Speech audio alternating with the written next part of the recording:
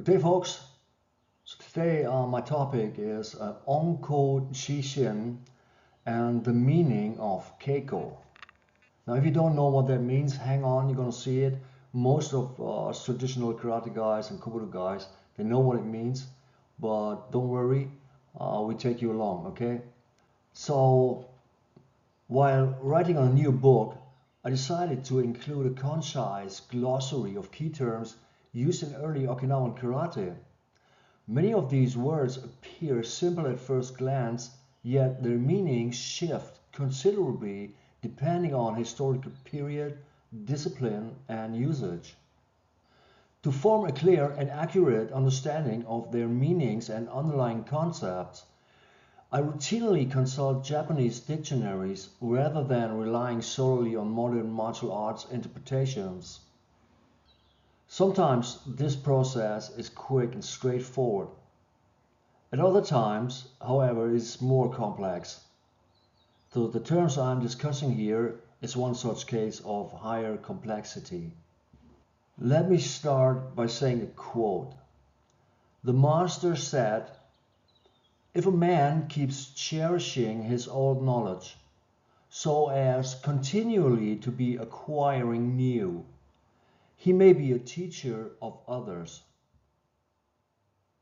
Kind of philosophical, kind of obsolete old language, but you get the point, right? In order to teach others, you have to have knowledge, experience, to cherish this, and continually update it, right? So, very easy. It's what we call, how is that, lifelong education or something called today. So this passage expresses the principle of what in Chinese, and I'm probably pronouncing it wrong, is called Wengu Shi Xin, which is the Chinese pronunciation of Onko Chishin. So this is known in Japanese as Onko Chishin.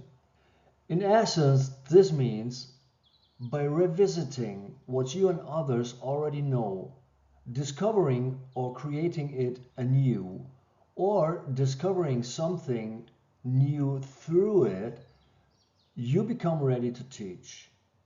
So this quotation comes from the Analects of Confucius, Book 2, Chapter 11.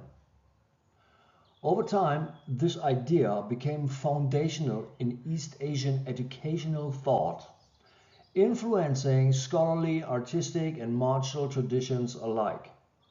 So it's a very famous, broad, all-pervading concept, okay? In Japan, Onko Chishin entered both scholarly and martial discourse at a very early stage. It is frequently cited as a philosophical justification for Keiko, which means basically it's practice, it's martial arts practice. That's what Keiko means and what it's used in by modern people. It is practice understood not as a mere repetition or novelty seeking, but as an ongoing dialogue between past and present. That's just another way to put it, okay? Reduced to an insta-ready aphorism, it might read, study what is known, transform it, and teach what emerges from it. Also very natural. It's what many people do, isn't it? This same idea, you can frame it in different registers. Like when you're talking about a clear modern cross-domain register, you could frame it like, by revisiting what you and others already know and reworking it into new insight, you become ready to teach. If you want it more business-oriented, you can say it like this. When you reassess existing knowledge, refine it, and generate something new, you are prepared to lead and to teach. Another example is the academic and research-focused register would sound something like this. Critical review of existing knowledge, followed by reinterpretation and innovation, is what qualifies one to teach. Oh, it's all the same, right? Then if you're from the creative realm, design-oriented, you could frame it like this. You study what exists, Remake it through your own insight and discover something new. Then you're ready to teach. And even in the military and professional doctrine style, you could say, review established knowledge, reinterpret it, produce new understanding, then teach. So what is the meaning of Keiko? To better understand how this principle manifests in practice, it is worth examining the noun Keiko, literally to consider the ancient past. So that's what it means literally. That's what the etymological meaning of the two characters is, while today we just use it to mean practice. Its meanings, which are historically attested, include the following: to reflect on past precedents, to examine ancient or early matters in order to understand accurately how things once were and how they ought to be in the future. Earliest attested example of this is a sentence that goes like, peasants frequently starved, some even died. If such matters are examined in light of past precedent, Keiko, the state will prosper and be stable. This is found in the Ruiju Sandai Kyaku of 822. So basically the principle is as old as writing. Now another historically attested description of the meaning is study, learning and scholarship. Reading texts to pursue learning or reviewing what one has learned. Reading old texts to understand principles, precedents and traditional knowledge. Scholarship. Example sentence: a person who gathered fireflies at the study window and left no moment unused for Keiko. This is from the Taiheki of the 1370s, volume 12. Another one is, we, your servants, have not devoted ourselves to learning, Keiko, and our abilities are dim compared with the present age. Again from the Ruiju Sandai Kyaku of 830.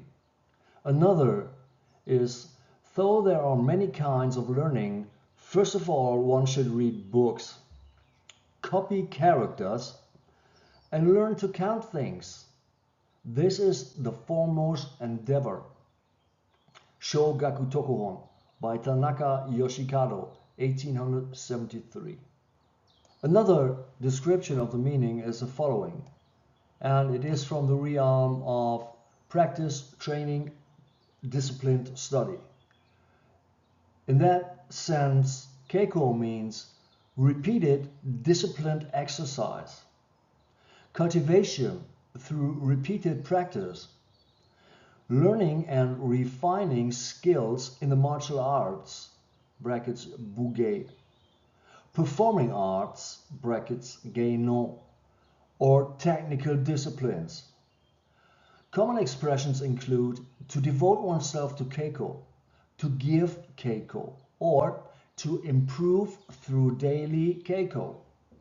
Earliest attested example: he shut himself away at the place and devoted himself entirely to the practice, Keiko, of the martial arts.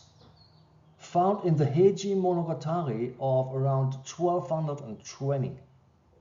Another meaning is cultivated excellence through long discipline. Being highly regarded for outstanding knowledge or ability gained through sustained study and training. That's what it means. And this is found in the Hanatsu no Ten no Shinki of 1320. Another meaning is number 5 now, is a meaning of Keiko is a particularly rigorous devotion to ancient precedents. It means emphasizing painstaking effort and diligence in adhering to and learning from historical models. Okay, earliest attested example, Meigetsuki of 1207. And then another meaning is number 6, rehearsal. It means rehearsal. Keiko can mean rehearsal.